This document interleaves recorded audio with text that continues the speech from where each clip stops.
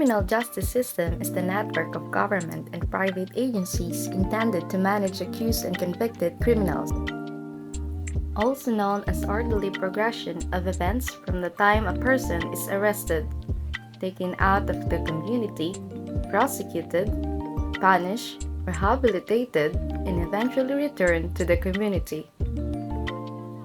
The Philippine criminal justice system is composed of 5 parts or pillars, namely law enforcement, prosecution, court, correction, and lastly, the community. The law enforcement stage. Also known as the prime mover of criminal justice system, they conduct arrest, search, and seizure. The law enforcement consists of the officers and men of the Philippine National Police, the National Bureau of Investigation, and other agencies. When they learn of the commission of crimes or discover them, the police officers, in other words, collect evidence for use in the prosecution of the suspects in the court. This may consist of the testimony of witnesses, including invited suspects, which are invariably taken down in question and answer form, writings, and objects like gun, knife, other weapons used in the commission of the crime. The function of law enforcement: to prevent crime, to reduce crime, to apprehend and arrest offenders, to protect the life and property, and lastly, to regulate non-criminal conduct. The importance of law enforcement: enforce all laws and ordinances relative to the protection of lives and property, to maintain peace and order and take all necessary steps to ensure public safety, arrest suspects by virtue of warrant of arrest issued by a judge on the basis of evidence submitted by them or under circumstances justifying a warrantless arrest. The prosecution stage. The second pillar is the prosecution arm of the government. It is mandated to uphold the rule of law. Prosecution pillar conducts preliminary investigation of cases filed in the prosecutor office and prosecute cases filed in the court against alleged offenders. After probable cause is established, the National Prosecution Service is made up of regional, provincial, and city prosecutors and state prosecutors. Role of prosecution: it sends a message to potential offenders that their action to be tolerated and that they will be held accountable for their crimes. Court: it is the forum where the prosecution is given opportunity to prove that there is a strong evidence of guilt against the accused. During this stage, the parties might attend free trial or settlement conference, prepare trial briefs, subpoena witnesses, and generally get their cases organized. Then there's trial, where the parties present their evidence to the judge and the case is finally decided. The trial stage is the culminating phase where the legal issues and factual disputes presented in a civil or criminal case are resolved through the adversarial court process. Key aspects: jury selection. Attorneys question and select a fair, impartial jury to hear the evidence and render a verdict. Opening statements. Attorney present an overview highlighting the key evidence and arguments they will introduce. Presentation of evidence.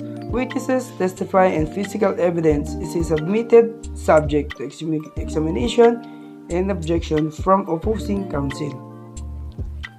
Closing arguments. Attorney summarize the most important evidence and interpretation to persuade the jury towards their respective position. Jury instruction. The judge informed the member of the jury about the applicable law and guidelines for deliberation. Jury deliberation. The jury truly reviews the evidence and debates the merits of the case to reach a verdict, which must usually be unanimous. Verdict and judgment. The jury decision is announced in court, after which the judge officially enters a corresponding judgment, finalizing the court adjudication.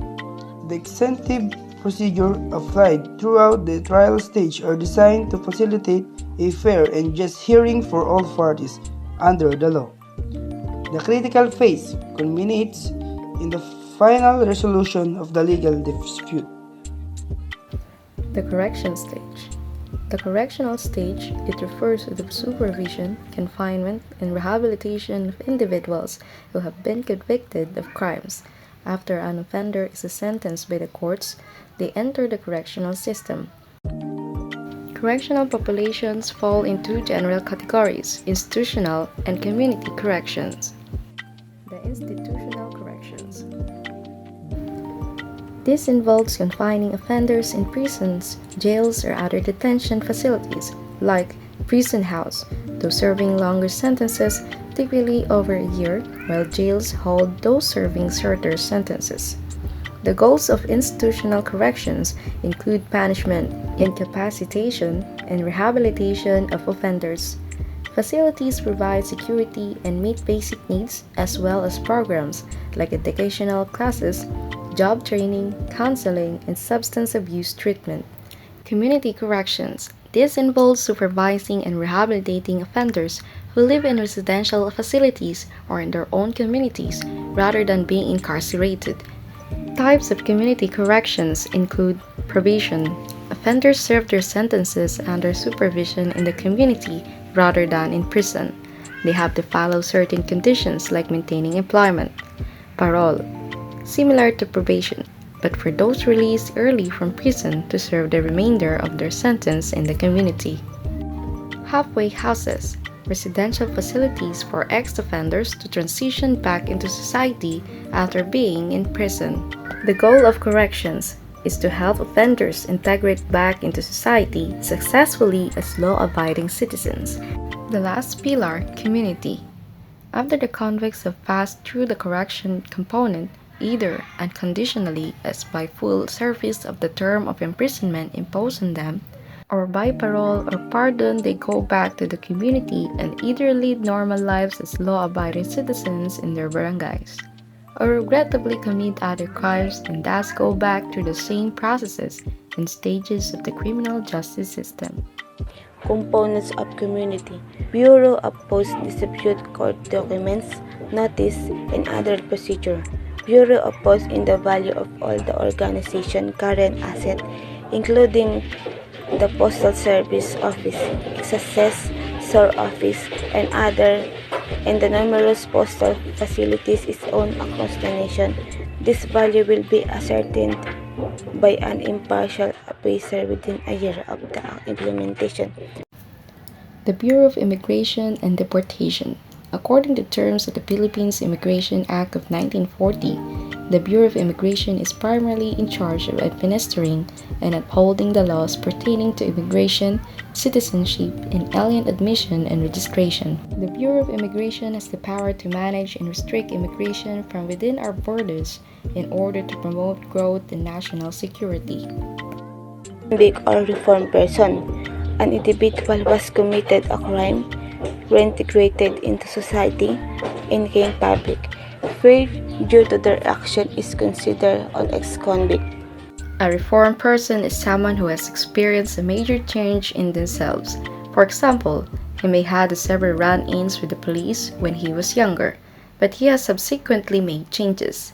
It is difficult for ex-cons to reintegrate into society and obtain employment due to their criminal history.